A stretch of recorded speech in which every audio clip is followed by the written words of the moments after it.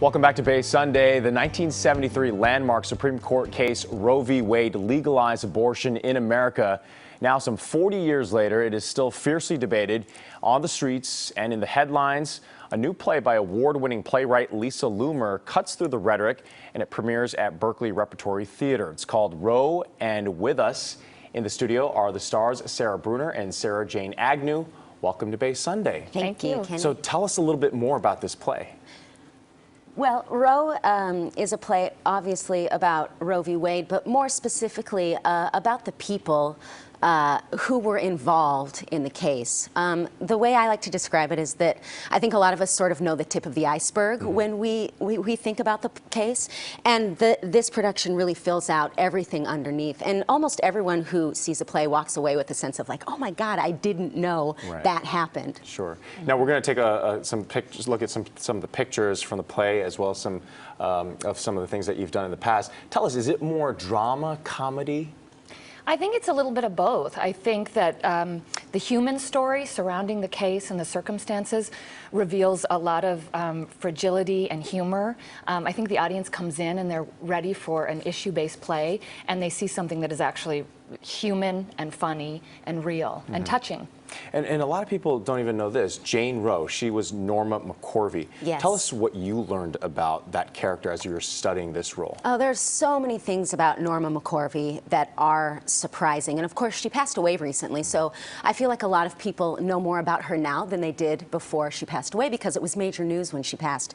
But I think everything from her upbringing to the kind of way that she was living and person that she was when she met Sarah Weddington, all the way through to her changing sides of the issue, being the face of the pro-choice movement, and then having a major change of heart and becoming the face of the pro-life movement for the second half of her life. And why do you think she made that change? I know she had a religious conversion later in life, but specifically, why do you think she made that change?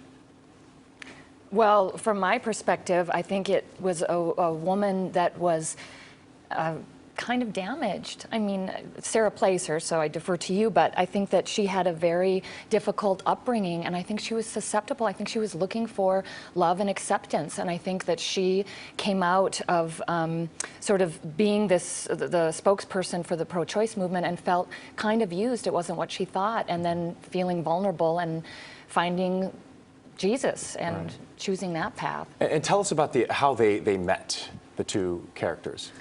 Well, Sarah Weddington was a young, just recently graduated from law school, woman in Austin. And she was working with a group of people who were trying to find safe abortions for women who needed them. And they were doing endless amounts of research legally to protect themselves from laws to get these women the abortions they needed. Anyways, so she was prepped and ready to take this to the next level, and they needed a plaintiff who was pregnant and who wanted an abortion.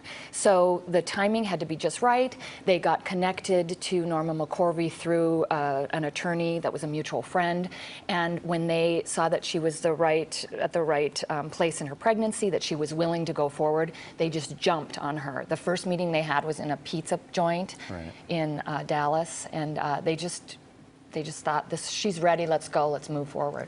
What do you think you want the viewers, the people who come out to the theater, to take when they leave this performance and well, I think, you know, it's really important that theater functions not only as entertainment, but on a deeper level. And my hope with this play is that people can walk away with a deeper understanding about the issue, the people involved in the case, but also start to loosen up a little bit about how black and white they're viewing the case, and possibly viewing people who are on the other side of the issue. Compassion has always been one of the things that we've been aiming with in this production, just so that we can simply talk to each other on a more humane level when we're dealing with this issue, which is very difficult because people are so passionate, as they should be, about it. It's clearly a very hot topic issue for us, and something that will continue to be part of our lives. No matter where the decision lands, people are going to continue to be passionate